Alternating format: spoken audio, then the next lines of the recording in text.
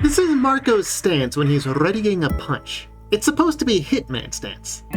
This is like grabbing a kitchen knife by the blade to beat someone with the handle and calling it realistic self-defense. This is what actual Hitman stance looks like from behind.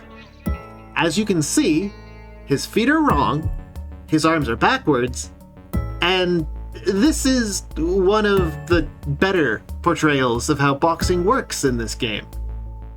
The rest is even worse. Video games normally get combat deliberately wrong for the gameplay. But this is wrong for the worst kind of reason.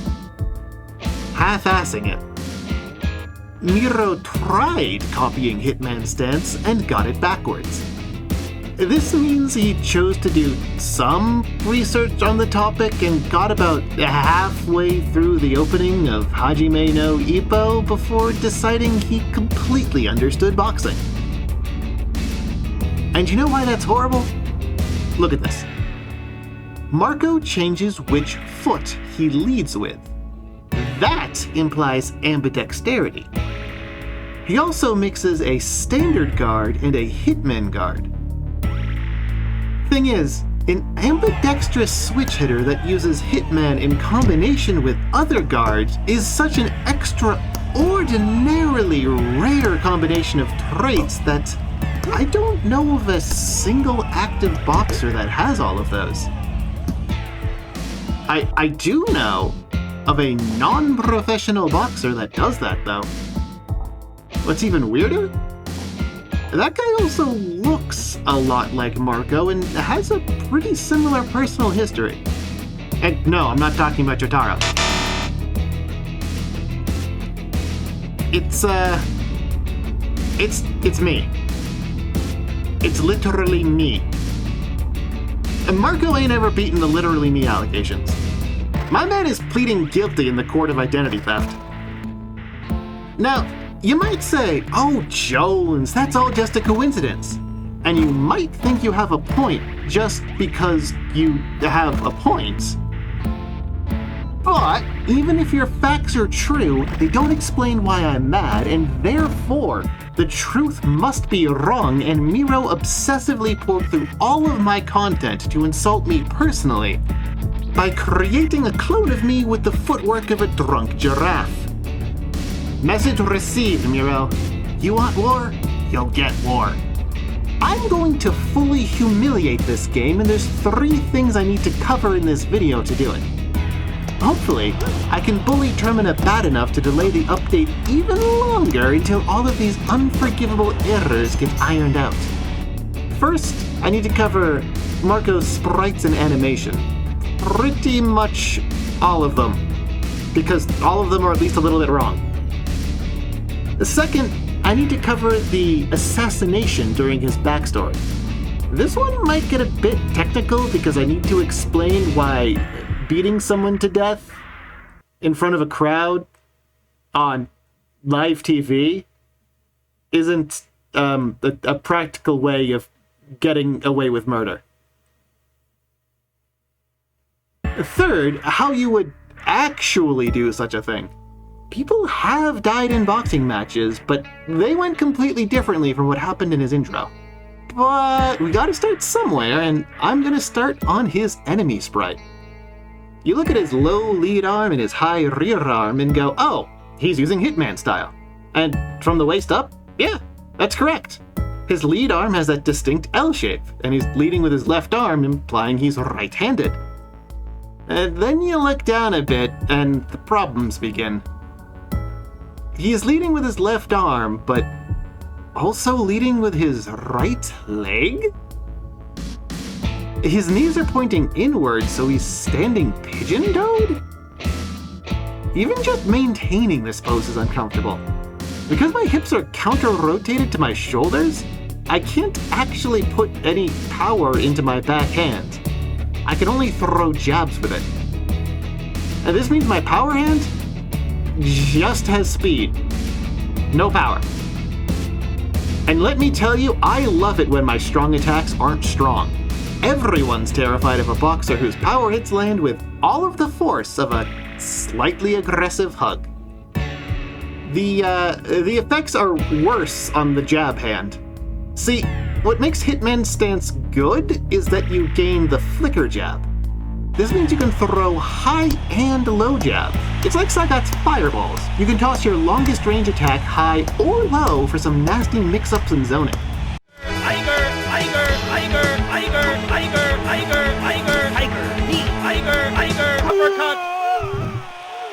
This is particularly good for guys built like me and Marcoh because it lets you use your huge size to keep your opponent out of reach. It's like being one of those jerks that spams shield pokes. The thing is, because my feet are counter-rotated, this moves my left shoulder away from my opponent. This means my range drops dramatically. I replaced Sagat's high-low fireball mix-up with Dan's Gadoken. So, by having your feet like this, you lose power in your power hand, lose reach on your long-range hand, get stuck with too much tension in your body to safely absorb any hits, and in exchange, you gain meaningful insight into the lifestyle of a newborn deer. And thankfully, this is also the easiest to fix. You do this. With one small change, you go from the physical coordination of a toddler in a tumble dryer into an actual boxer. This is the only one that can be fixed this easily. Well, there's one thing that can be fixed even easier. You know that bit where he trains Tanaka? He's teaching Tanaka the basic guard and basic punches. But if you notice, both of them are leading with their right hand, which implies Tanaka's left-handed and lends more weight to Marcoh being ambidextrous. To fix this so that it's accurate, all you have to do is say, yes, Tanaka is left-handed and Marcoh is ambidextrous, so he's teaching Tanaka left-handed techniques. You don't even need to change the graphics here. All you have to do is claim that they're intentional and that I'm observant, intelligent, and handsome for realizing how intentional they are. That is extremely not the case for his player sprites. They're gonna take effort to fix. I want to focus on the easier fix first. This is his ready stance after you input a command. His legs are shoulder-width apart, which is good, but neither of them is forward. You need a leg forward so you can stably move forwards and backwards. Legs spread even like this is amateur hour. He actually does put his leg forward during the second frame of his punching animation, but only for the second frame. So the needed art asset is already there. If you spend like 10 seconds photoshopping this, you get like an actual real stance with an actual real proper attack. This stance though, this is not salvageable. You're gonna have to throw it out and go back to the drawing board. His legs are backwards, his lead leg is his left leg, which is fine if he's ambidextrous, but his rear leg is so far backwards and to the side he can't generate power. You basically need to flip his feet's positions like this. Once that's done, you need to redraw both of his arms. Like I said before, the L shape is the forward limb in a Hitman stance, and the arm that goes up is the rear one. So both of these limbs are backwards. You need to rotate his rear hand up like this and then move his lead hand down to like here. And that's basically how you need to fix it. From this pose, you have a ton of power with your power hand. You can whip out monstrous knockout hits like a cross, rear uppercut, chopping right. And if you want to go with the theme of completely stealing my style, there's something specific that you gotta do. In that pose where he throws a hook, throw it with the thumb pointing downwards. This ain't just a me thing, this is a bare-knuckle boxing thing. I won't bore you with the details, so pause right now if you want to read them. But if you throw a punch thumb down like this, you're less likely to break your hand on someone's face. In the ring, you usually throw it thumb up because you've got these giant mittens around your hand to keep it from breaking. Man, with all these easy-to-use reference poses placed right here, wouldn't it be so easy and quick to just spend a little extra time before the update just fixing everything? Wouldn't it, Miro? But enough about delaying the update by making him redraw sprites. Now I want to delay it by making him rewrite the lore because, boy howdy, that assassination does not make sense. Let's start with the smaller bugbears and move our way up onto how to actually kill a person. First off, the scenario as presented. Marcoh was hired to kill a man in the ring and landed a knockout counter hit. He kept punching, which is fine-ish, and then the opponent hit the ground and Marcoh kept punching. This is where it becomes a crime. The moment something other than a foot is on the mat, your actions become something outside the rules of boxing and voids the implied consent. Although it's on the rarer side to actually be charged for that, if a guy goes down and you hit him, that's technically felony assault, although it'll probably only get punished as a foul. You probably won't get prosecuted for doing it once, but Marcoh didn't do it once. He did it, at least a couple of times. And each of these punches is not part of the sport of boxing. Legally, this is assault, or in this particular case, manslaughter. Basically, in the eyes of the law, what Marcoh did had all of the legality and subtlety of pulling a gun out of your pocket and shooting your opponent in the face.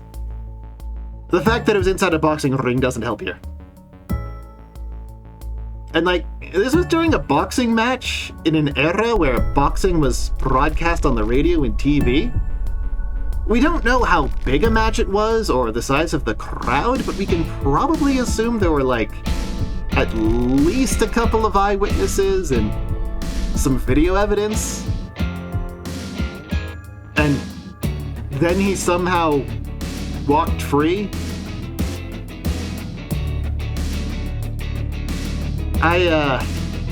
I really hope I don't have to explain why this doesn't make sense. I know I'm putting a lot of burden on the audience by asking them to imagine why murdering someone in front of hundreds of eyewitnesses and a dozen cameras might lead to prosecution, but I think you're smart enough to figure that one out on your own. Well, some of you. Probably almost half. But, the other thing is, you can't reliably kill someone like this. This doesn't actually, work. See, the front of the human head is evolved to take hits, which is why the forehead is harder than hand bones and why the nose is a huge crumple zone. And the mat of the ring is basically a giant trampoline. It's designed to minimize injuries. And if you're following a dude down to the ground, you break your kinetic chain.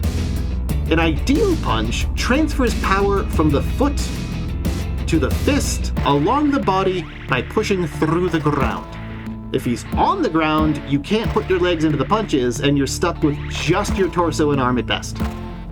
But Marcoh isn't just gonna be losing most of his power. Referees are trained to jump between the opponents the moment someone goes down, and the text mentions he was pulled away. So it's Marcoh at half power, minus however much power the ref can subtract by putting him in a hold. And he's punching the hardest part of the human head with bad form, while that head is braced against a pillow. It's technically possible. If you're really strong, you can pull this off. But if a mobster's gonna kill your sister if you screw up, you aren't going to risk her life on something that might not even work. If Marcoh wanted to rely on something that actually worked and would probably even let him get away with it, he'd have to rely on a little something called a rabbit punch. A rabbit punch is completely illegal in every form of sport fighting because of how insanely dangerous it is. Well, except Vale Tudo, but that's literally a form of combat named Anything Goes, so it's probably not too surprising that it's a sport where, most things go. Look, marketing is important, guys. Anyway, rabbit punches. The type of punch where you hit someone in the back of the head. You're specifically targeting the first two vertebrae below the skull. Those bones sacrificed durability for flexibility to keep the head mobile, so injuries there are catastrophic. Any sort of break there can tear arteries or damage nerves and usually leads to paralysis or death or coma. I can confirm from experience that it's actually pretty easy to force someone into a clinch with an overhook so that you can start pounding on their I probably shouldn't admit that on YouTube, actually. Forget about that. Anyway, a pretty well-known example is Pritchard Colon versus Terrell Williams, where Williams threw a bunch of illegal rabbit punches from the clinch. Since Marcoh is huge, he'd actually have a pretty easy time controlling the clinch and forcing the opponent down to expose the neck. If he already had a reputation for kinda wild swings, if he throws a hook from the clinch that just happens to slip slightly behind the ear, it's pretty easy to pass that off as just an unfortunate accident. Maybe it happened a few times and he got some points deducted for fouls, but if both the ringside doctor and the ref are in on this scheme, they'd just tell the guy it's okay and to keep going and let it happen. At his size, maybe 2-3 hits like this would knock a guy into a coma. To any onlookers, it's a tragic accident. To the courts, it's a failure of the ref and not even necessarily a career-ending one. And if Marcoh shows remorse, then he's probably even more likely to get away with it. All it takes is a little bit of subterfuge, and the scene at the start goes from completely nonsensical to something that I've hypothetically could have, I admit nothing, gotten away with.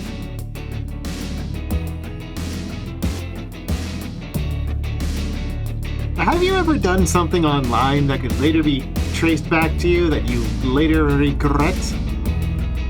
I certainly haven't. I've never done anything like that.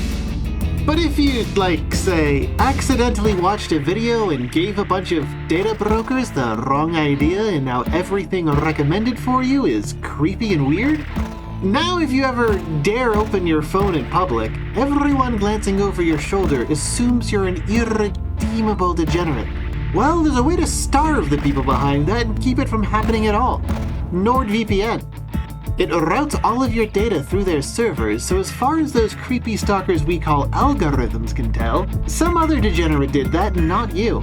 Now you can dive deeper into that rabbit hole with zero consequences. And you've been here for 20 minutes. We both know you enjoy weird videos like this one. So if you want to keep funding this sort of content, then click one of the links in the video description.